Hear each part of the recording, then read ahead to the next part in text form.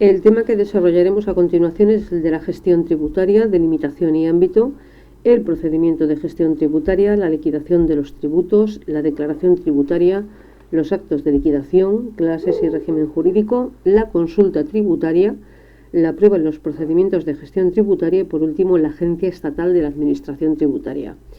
Deciros acerca de este tema, lo más importante es que para elaborarlo yo he utilizado íntegramente la Ley General Tributaria, pero para seguir el orden de los epígrafes he necesitado hacer saltos, digamos, en el articulado, desde atrás hacia adelante y desde adelante hacia atrás.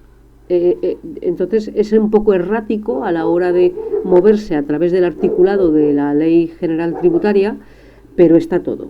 Simplemente que, bueno, pues podrían haber o bien ajustado, ajustar la Ley General Tributaria a los epígrafes del programa tiene poco sentido, pero ajustar los epígrafes del programa al orden del articulado de la Ley General Tributaria hubiera tenido más sentido.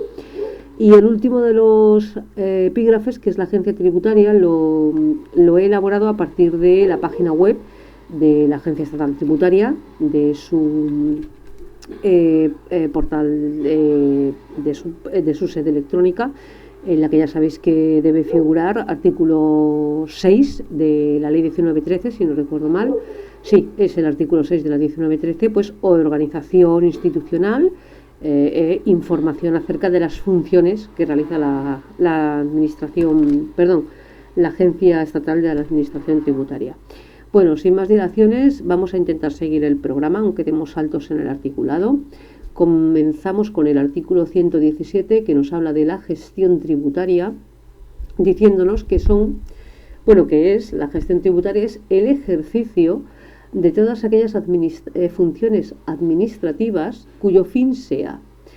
Este primer párrafo nos ofrece un listado de subparágrafos, por decirlo de alguna manera, y yo aquí siempre digo lo mismo: el que tenga buena memoria, que tire de buena memoria, y el que no, que tire de lo que pueda. Yo tiro de lo que me es más fácil de memorizar o de lo que me es más familiar y por ende, memorizo mejor.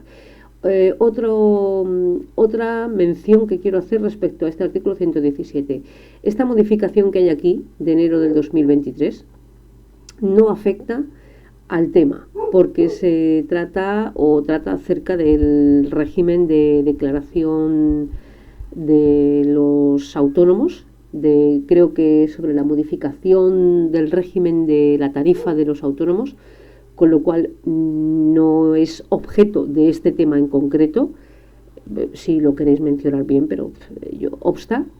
Y de otro lado, y antes de empezar el tema, luego lo desarrollaré, decíos que estamos en el procedimiento de gestión tributaria, no estamos en el proceso de inspección tributaria.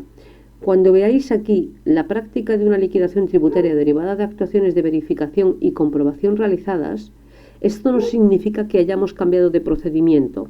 Estamos dentro del procedimiento de gestión, no del procedimiento de inspección. Ya luego lo explicaré con más detalle, o no, porque a lo mejor se me entiende peor, pero intentaré que tengáis claro que estamos en el proceso en el procedimiento de gestión, no en el procedimiento de inspección tributaria, que es donde parece que encaja esta función, pero en realidad no es así, porque está verificando y comprobando valores que entran dentro de las funciones de gestión tributaria. Bien, bueno, pues como decíamos antes, constituyen gestión tributaria las funciones administrativas dirigidas a la recepción y tramitación de todos aquellos documentos con trascendencia tributaria. De otro lado, la realización y comprobación de las devoluciones, el reconocimiento y comprobación de la procedencia de beneficios fiscales. De otro lado, la realización de verificación de datos, se entiende aportados por el tributario, por el obligado tributario. La realización de actuaciones de comprobación de valores, pues respecto de bienes inmuebles, etcétera, y la práctica de liquidaciones tributarias derivadas de actuaciones de verificación y comprobación realizadas. Es decir, cuando se realiza un procedimiento de inspección tributaria como consecuencia de las actuaciones de inspección tributaria, puede o no, pero generalmente resulta una liquidación tributaria que es el resultado de las actuaciones de inspección tributaria y por ende el resultado del procedimiento inspector. Esa liquidación, que por cierto, lo anuncio ya, tiene carácter de definitiva, salvo excepciones que están contenidas en la ley, no es esta liquidación que estamos viendo aquí. Esta liquidación simplemente se realiza en el procedimiento de gestión tributaria, no estamos en un procedimiento de inspección, no se van a realizar actuaciones inspectoras y simplemente se trata de que en el ejercicio de actuaciones que forman parte del procedimiento de gestión, pues a la hora de que la administración practique la liquidación, porque hay supuestos en los que la liquidación la practica el sujeto obligado tributario y supuestos en los que la liquidación la hace la administración, pues lo que hace es aplicar estos datos que están verificados o estos valores que ha comprobado. Bien, J, la emisión de certificados tributarios. M, la información y asistencia. Este apartado se verá desarrollado en el epígrafe de la consulta tributaria, artículos 88 y 89. Y N, la realización de las demás actuaciones de aplicación de los tributos no integradas. Veis que aquí hace un poco de supletoria el procedimiento gestor, no integradas en la función de inspección y de recaudación. Por ello, yo diferenciaba perfectamente las funciones de inspección de las funciones de gestión. Artículo 118, formas de iniciación de la gestión tributaria, pues bien por una autoliquidación, por una comunicación o por una declaración. Son figuras jurídicas distintas que ahora veremos. Por una solicitud del obligado tributario o de oficio. La declaración tributaria. Esto ya en sí mismo es otro epígrafe, que es la declaración tributaria, que nos dice que se considera declaración tributaria todo documento en donde el obligado tributario reconozca o manifieste cualquier hecho relevante para la aplicación de los tributos. Es una definición muy amplia. Yo creo que está realizada así ad hoc por la Administración Tributaria, por el legislador, para que comprenda un campo muy amplio y pueda ampararse, el procedimiento de gestión tributaria pueda ampararse siempre en el 119. Bueno, así pues, todo documento o información donde se reconozca o manifieste cualquier hecho relevante para la aplicación de los tributos, cualquiera. Sí que es cierto que la presentación de una declaración no implica en ningún caso el reconocimiento por el obligado de la procedencia de obligación tributaria. Bien. El número 4 nos dice que en la liquidación resultante de un procedimiento de aplicación de tributos podrán aplicarse las cantidades que se tuvieran pendientes de compensación o deducción, sin que a estos efectos sea posible modificar tales cantidades pendientes mediante la presentación de declaraciones complementarias o solicitudes de rectificación después del inicio del procedimiento de aplicación de tributos. El epígrafe, que parece de redacción muy compleja, es sencilla. Lo que nos está diciendo no es que cuando nosotros detectemos un error de hecho o un error aritmético en las cantidades que hemos consignado en una autoliquidación no podamos rectificar. Lo que nos está diciendo es que no podemos presentar una autoliquidación complementaria cuando ya se ha iniciado el procedimiento de aplicación del tributo. Eso es lo que está diciendo. No que no se pueda hacer. Claro que se puede presentar una declaración complementaria con la intención de rectificar errores materiales o de hecho, pero no cuando se ha iniciado ya el procedimiento de aplicación de los tributos, porque aquí ya quien entra a liquidar o a comprobar o a verificar es la Administración Tributaria. Autoliquidaciones.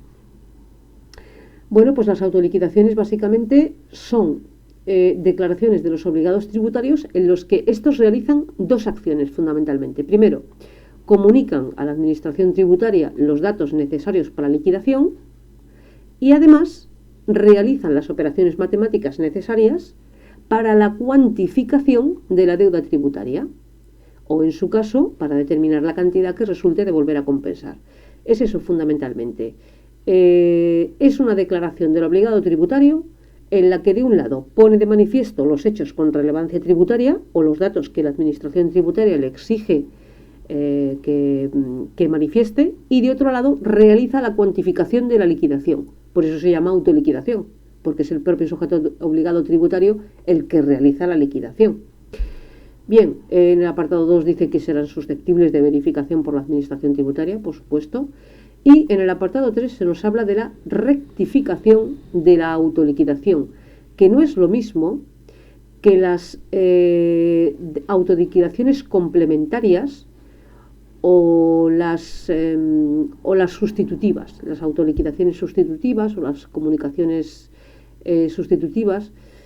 Veamos. Nos dice el número 3 que cuando un obligado tributario considere que una autoliquidación ha perjudicado de cualquier modo sus intereses legítimos, puede instar la rectificación de dicha autoliquidación, de acuerdo con un procedimiento que se regulará reglamentariamente. Cuando la rectificación origine una devolución y hubieran transcurrido 6 meses, pues se procederá a liquidar también el interés de demora en favor del obligado tributario. Cuando la rectificación origine la devolución de un ingreso indebido, también se calculará y se aportará al obligado tributario el interés de demora.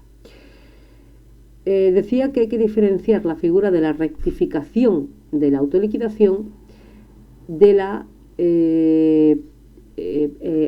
las autoliquidaciones complementarias o de las autoliquidaciones sustitutivas, porque son figuras jurídicas distintas que además tienen una finalidad completamente distinta. La rectificación de la autoliquidación es una figura jurídica que entra en juego cuando se ha producido un perjuicio en los intereses legítimos del obligado tributario. Y entonces no cabe ni una autoliquidación complementaria ni una autoliquidación sustitutiva, que tienen una finalidad distinta. Ha de acudirse a la figura de la rectificación. El ejemplo más significativo suele ser cuando, como resultado de una autoliquidación, pues el obligado tributario ha realizado alguna operación de forma errónea y ha resultado una cuota tributaria a ingresar, cuando en realidad después lo comprueba, lo verifica en su casa, por ejemplo, el obligado tributario, y se da cuenta de que en realidad el resultado de la autoliquidación es un importe a devolver al obligado tributario. En este caso, como hay un perjuicio en los intereses legítimos, lo que se insta es una rectificación de la autoliquidación. No se presenta una autoliquidación complementaria o sustitutiva, porque eso tiene otra finalidad. El 121 nos habla de la comunicación de datos, que se considera comunicación de datos la declaración presentada por el obligado tributario para que la Administración tributaria determine la cantidad a devolver. Y además, la simple presentación de esta comunicación de datos se entenderá como solicitud a efectos de fecha y de notificación, solicitud de la devolución que corresponda.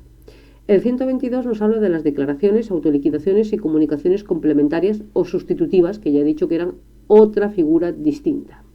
Se dice que dentro del plazo establecido para su presentación o con posterioridad, siempre que no haya prescrito el derecho de la Administración para determinar la deuda tributaria, porque en este último caso tendrán el carácter de extemporáneas, y ya veremos lo que supone eso, pues el obligado tributario podrá presentar autoliquidaciones complementarias con la finalidad de completar o modificar una autoliquidación presentada anteriormente, pero ¿cuál es la finalidad?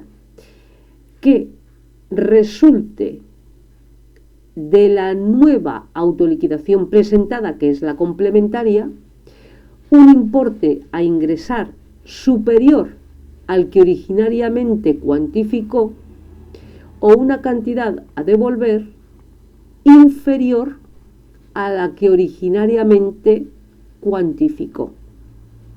Digamos que es el supuesto opuesto, valga la redundancia, al de la rectificación tributaria. Aquí hay una lesión en los intereses legítimos del obligado tributario, mientras que aquí se podría decir que hay una lesión en los intereses legítimos de la administración tributaria, porque en realidad la cantidad a ingresar es superior a la de la primera autoliquidación, con lo cual la perjudicada es la administración tributaria, que tiene derecho a recibir una cuota tributaria mayor, o cuando la cantidad a devolver sea menor de la que se cuantificó en la autoliquidación originaria, con lo cual también la dañada o la que sufre el daño es la administración, porque ha de devolver una cantidad menor de la que originariamente aparecía en la primera autoliquidación. Esa es la diferencia fundamental de las autoliquidaciones complementarias. Las sustitutivas, dice que no obstante lo dispuesto en el párrafo anterior y salvo que se establezca otra cosa, el obligado tributario deberá incluir en la autoliquidación correspondiente al periodo impositivo en que se hubiera producido el incumplimiento la cuota o cantidad derivada de la exención, deducción o incentivo fiscal aplicado de forma indebida en los periodos impositivos anteriores junto, ojo, con los intereses de demora. En principio los tiene que calcular los tiene que aportar el obligado tributario. Si no lo hace, ya se encargará la administración tributaria, no os preocupéis. Por último, el 3 nos dice que los obligados tributarios podrán presentar declaraciones o modificaciones de datos complementarias o sustitutivas, haciendo constar si se trata de una modalidad o de otra, con la finalidad de completar, estas son las complementarias, o reemplazar las presentadas con anterioridad. Estas son las sustitutivas. Bien, a continuación vamos a pasar a hablar de las liquidaciones tributarias, la liquidación de los tributos, la declaración tributaria ya la hemos visto en el artículo 119, y los actos de liquidación, clases y régimen jurídico, que está contenido en los artículos 101 y poco más, 101, 102, creo que 103. Las liquidaciones tributarias, concepto y clases. Bueno, ¿qué es la liquidación tributaria? Es un acto resolutorio. Esto ya nos da información. Es el acto que pone fin, digamos, a la fase de gestión tributaria. El acto resolutorio, mediante el cual, aunque en realidad también se considera, en fin, mejor no meterse, porque también se considera parte de la gestión tributaria la fase del pago. Eso está expresamente en el artículo 62-63 de la Ley General Tributaria. Pero bueno, podríamos decir que es el acto resolutorio de las actuaciones de gestión tributaria que concluyen con la liquidación del tributo. Es un acto resolutorio mediante el cual el órgano competente determina el importe de la deuda tributaria o la cantidad a devolver o compensar. Hay que tratar de simplificar las nociones. Acto resolutorio que determina el importe de la cuota tributaria o de la deuda tributaria, o en su caso de la cantidad a devolver. La administración tributaria no está obligada a ajustar las liquidaciones a los datos consignados por el obligado tributario. ¿Veis que dice aquí las liquidaciones y no autoliquidaciones? Porque aquí quien está liquidando es la administración tributaria, a diferencia de las autoliquidaciones, donde quien realiza la cuantificación de la deuda tributaria es el propio sujeto obligado. Bueno, pues dice que no tiene obligación de ajustar las liquidaciones a los datos consignados por el obligado tributario.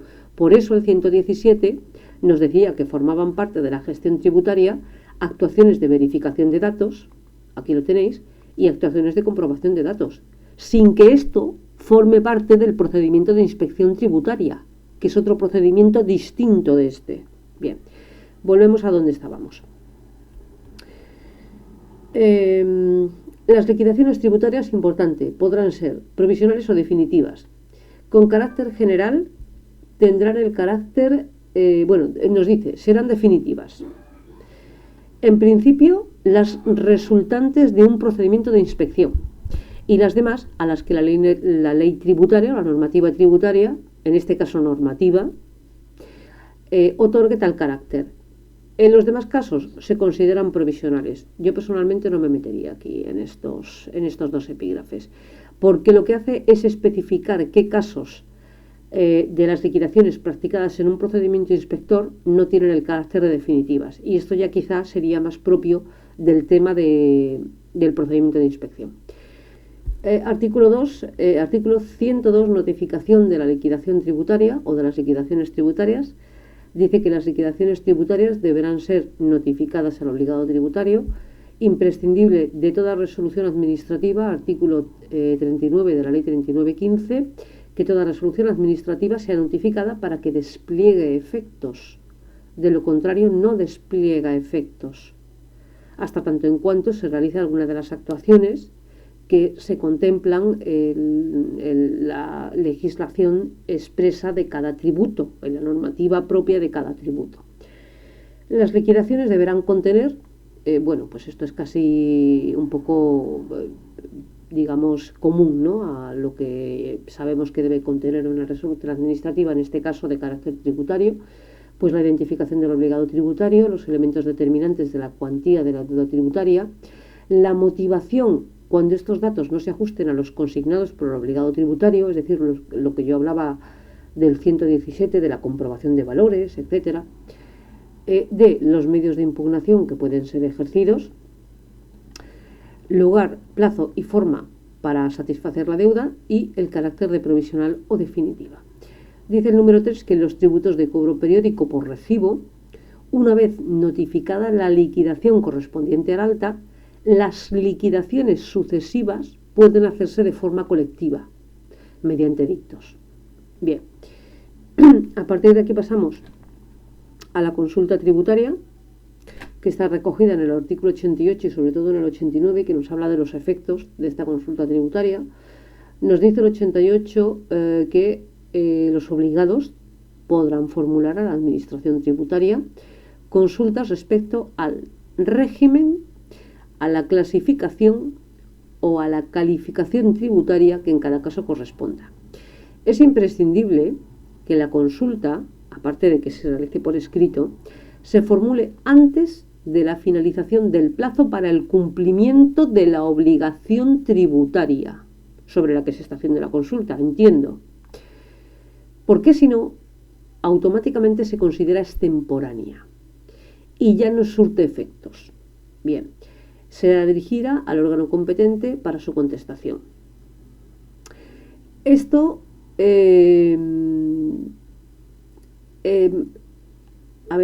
dado que, vamos a seguir primero y luego os explico. Nos dice la Administración tributaria que archivará efectivamente las consultas que no respeten el apartado 2 y que no sean subsanadas a requerimiento de la Administración, las que sean extemporáneas y las no subsanadas. La Administración competente debe contestar por escrito a las que reúnan los requisitos del apartado 2, veis que es la tercera o la cuarta vez que nos lo dice, que las extemporáneas no, en el plazo de 6 meses, siendo la falta de contestación, digamos que no implicará la aceptación de los criterios expresados en la consulta. Lo que yo quería expresar, y por eso he preferido leer primero el apartado 6 respecto del apartado 2, es que a mí me recuerda esta figura mucho a la del recurso especial de contratación de la Ley de Contratos del Sector Público. Se dice que el plazo de presentación es de 15 días del recurso especial de contratación, es de 15 días a partir del acto que se pretenda recurrir, y que dentro de esos 15 días el contratista podrá solicitar al órgano de contratación la exhibición del expediente administrativo. Del expediente administrativo de contratación, del expediente de contratación. Pero se dice que en ningún caso esta solicitud, sea o no atendida por el órgano de contratación o por la mesa de contratación, suspenderá el plazo para presentar el recurso especial de contratación. Es decir, si tú quieres presentar o necesitas presentar el escrito de interposición del recurso de contratación, habiendo revisado el expediente de contratación, pero la Administración no te lo ha facilitado en el plazo de 15 días, tienes que interponer el recurso especial de contratación sin haber revisado el expediente de contratación, porque de lo contrario se declara extemporáneo y se inadmite. Es causa de inadmisión. ¿Es injusto? Sí. Pero bueno, es lo que hay. Entonces, esto viene a ser un poco lo mismo. Es decir, tú puedes consultar a la Administración tributaria, pero la presentación o el cumplimiento, mejor dicho, de la obligación tributaria no puede dejar de hacerse en el plazo que tenga estipulado en la normativa específica de cada una de estas obligaciones tributarias, independientemente de que te respondan en plazo o no. Tienes que presentar, tienes que cumplir la obligación tributaria que sea dentro del plazo, y cuando llegue, si es que llega, la resolución de la Administración, pues ya se verá. Sí que es cierto que esto, ya lo veréis después, no tiene carácter de acto administrativo. Por ende, no se puede hablar de silencio positivo o negativo en puridad, aunque sí de forma fáctica. El artículo 89 nos habla de los efectos de las contestaciones a las consultas tributarias. Esto es quizá lo más relevante, porque dice que tendrá efectos vinculantes, pero en los términos previstos en este artículo. Primero se dice que en tanto no se modifique la legislación, bien por el legislador o bien por la jurisprudencia, se aplicará al consultante los criterios expresados en la contestación, siempre y cuando, y de nuevo ya creo que es la quinta vez que lo dice, la obligación tributaria, la consulta tributaria se hubiera presentado dentro del plazo número del apartado 2, que es el plazo para el cumplimiento de la obligación tributaria, es decir, que no sea extemporánea y no se hubieran alterado las circunstancias antecedentes y demás datos recogidos en la consulta. Luego se habla de un supuesto curioso que dice que los órganos de la Administración tributaria deberán aplicar el resultado de esta consulta, porque es vinculante, a cualquier obligado siempre que exista identidad entre hechos y circunstancias.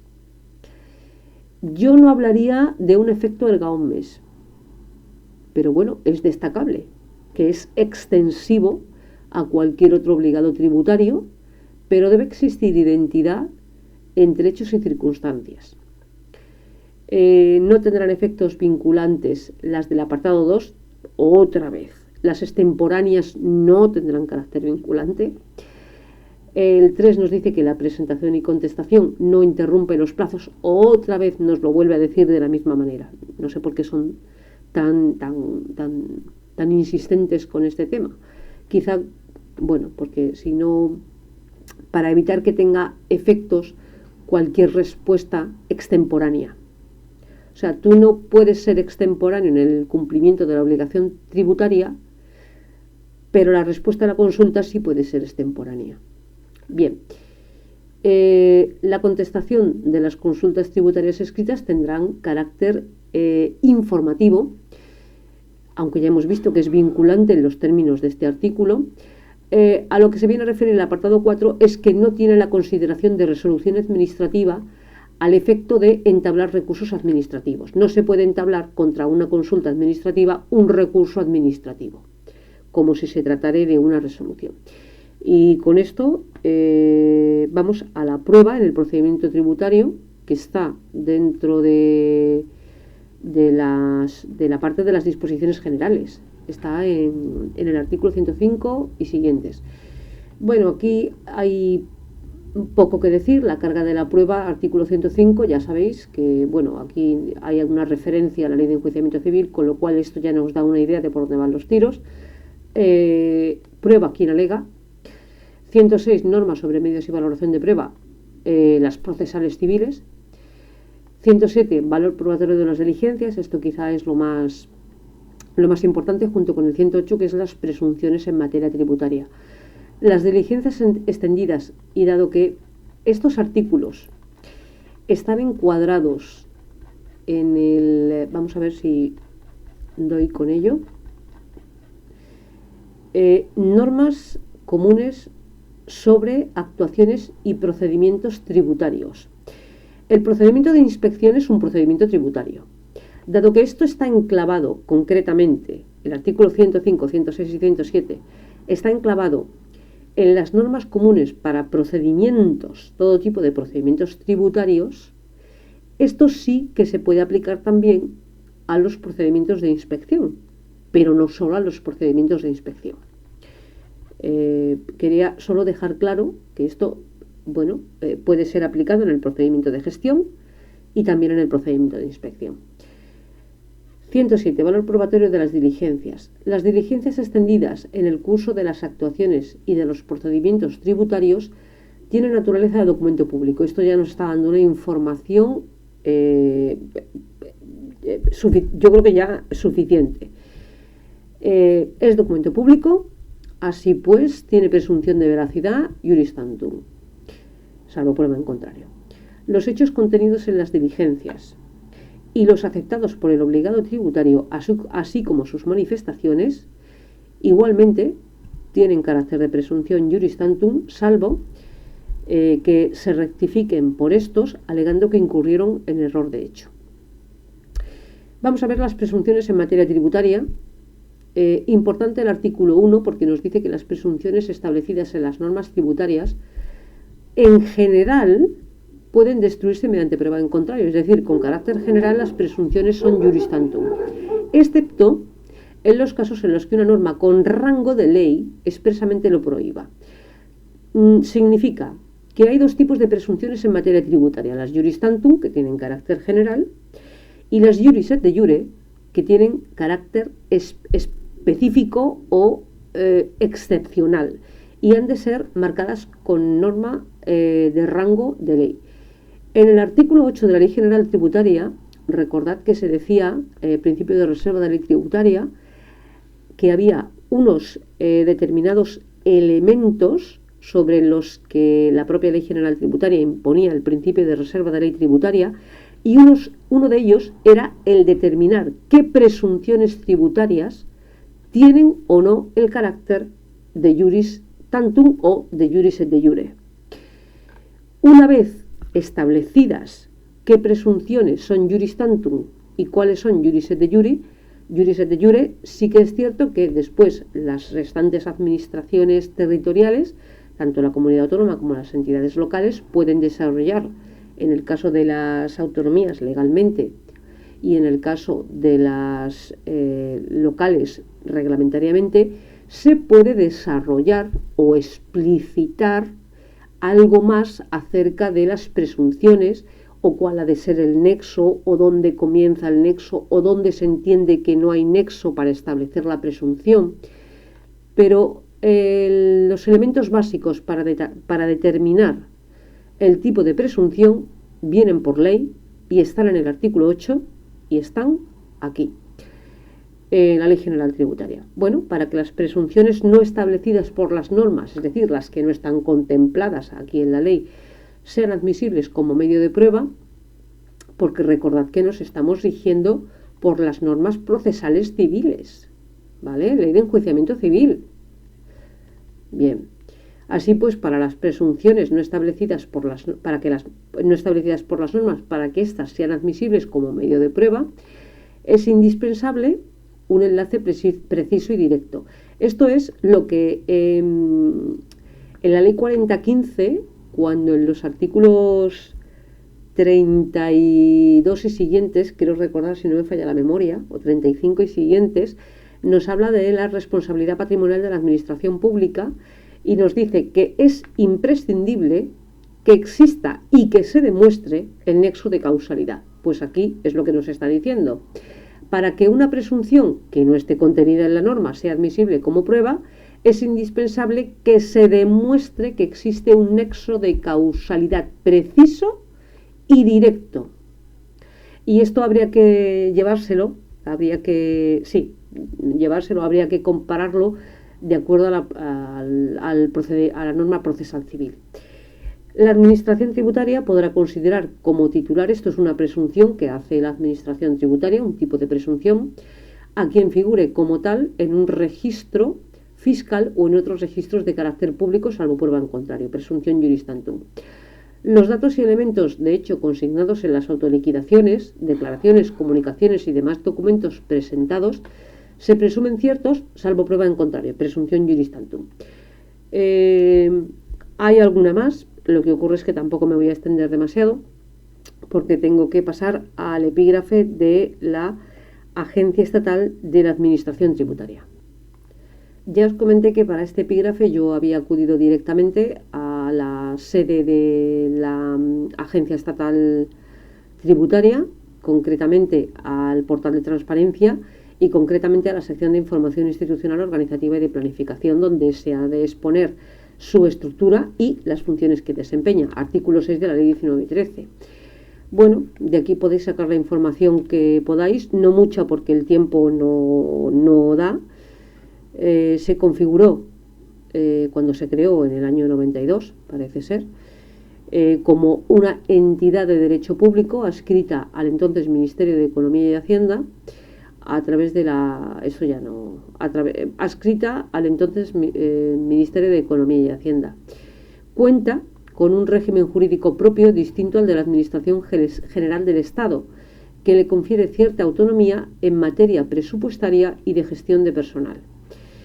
Tiene encomendadas la aplicación efectiva del sistema tributario estatal y aduanero estatal, así como aquellos recursos de otras administraciones públicas nacionales o de la Unión Europea, cuya gestión se le encomiende por ley o por convenio. Aquí caben convenios entre las comunidades autónomas o las entidades locales y la agencia tributaria estatal.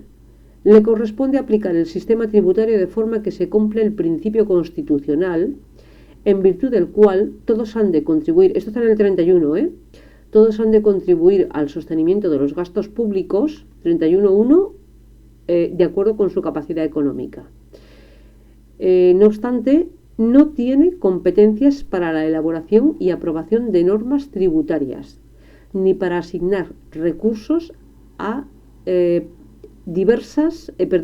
para asignar los recursos públicos entre las diversas finalidades. La función de gestión integral del sistema tributario y aduanero se materializa en un amplio conjunto de actividades, entre las que se encuentran la gestión, inspección y recaudación de tributos de titularidad estatal, IRPF, IVA y especiales, la realización de funciones en relación con los ingresos de las comunidades autónomas y ciudades autónomas, la recaudación de los ingresos propios de la UE, la gestión aduanera y la represión del contrabando, aunque esto es más bien ya penal, la recaudación en periodo voluntario de las tasas del sector público estatal, la recaudación en vía ejecutiva de ingresos de derecho público de la Administración General del Estado y de los organismos vinculados o dependientes, y la colaboración en la persecución de determinados delitos. ¿Veis? Colaboración.